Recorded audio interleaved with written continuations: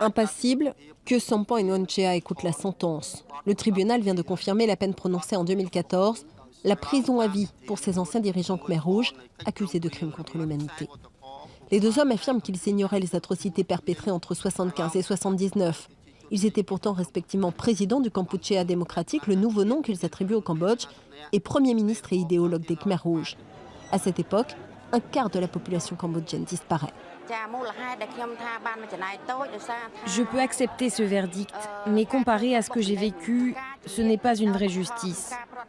On a été torturés, on a été déportés massivement, nos familles ont été séparées, on a subi le travail forcé et la famine.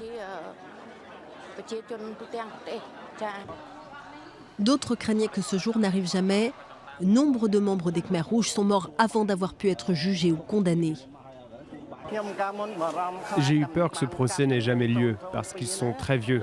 L'ex-ministre des Affaires étrangères des Khmer Rouges, Leng Sari, est mort avant de se retrouver devant les tribunaux.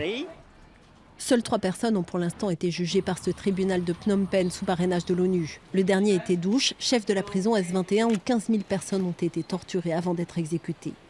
Nuon Chea et Kyo Sampan font eux l'objet d'un deuxième procès pour génocide de minorités, mariage forcé, viol et autres crimes perpétrés dans les camps de travail.